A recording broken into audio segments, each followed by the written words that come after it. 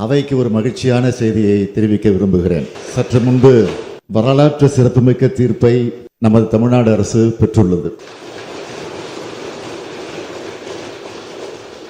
இந்த சட்டமன்ற பேரவையில் நாம் நிறைவேற்றி மாண்புமிகு ஆளுநரின் ஒப்புதலுக்காக அனுப்பி வைத்த பல முக்கிய சட்ட முன்வடிவுகளுக்கு ஒப்புதல் தராமல் திருப்பி அனுப்பினார். அந்த நிலையில் அவற்றை நாம் மீண்டும் இங்கே நிறைவேற்றி அனுப்பி வைத்தோம். இரண்டாவது முறை சட்டமன்ற பேரவை நிறைவேற்றிய சட்ட முன்வடிவுகளுக்கு மாண்புமிகு ஆளுநர் அவர்கள் ஒப்புதல் அளித்தே ஆக வேண்டும் என்று அரசியல் சட்டம் வரையறுத்திருந்த போதிலும் இவற்றுக்கு ஒப்புதல் அளிக்காமல் ஆளுநர் அவர்கள் காலம் தாழ்த்தி வந்ததோடு அதற்கு தனக்கு அதிகாரம் இருப்பதாகவும் தெரிவித்து வந்தார். இதனை எதிர்த்து தமிழ்நாடு அரசு மாண்புமை உச்சநீதிமன்றத்தில் வழக்கு தொடுத்ததில் தமிழ்நாடு அரசின் வாதத்தில் இருந்த நியாயத்தை ஏற்று மாண்புமிகு ஆளுநர் அவர்கள் நிறுத்தி வைத்திருந்தது சட்டவிரோதமானது என்றும்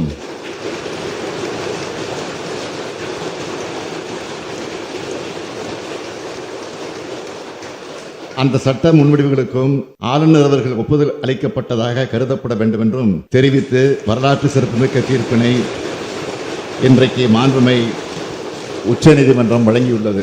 இந்த தீர்ப்பு தமிழ்நாட்டுக்கு மட்டுமின்றி இந்தியாவில் உள்ள அனைத்து மாநில அரசுகளுக்கும் கிடைத்த மாபெரும் வெற்றியாகும்.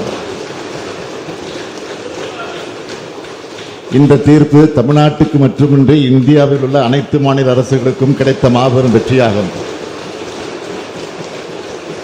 திராவிட முன்னேற்ற கழகத்தின் உயிர் கொள்கையான மாநில சுயாட்சி, மத்திய கூட்டாட்சி தத்துவம் ஆகியவற்றை நிலைநாட்டிட தமிழ்நாடு போராடியது. தமிழ்நாடு போராடும், தமிழ்நாடு வெல்லும்.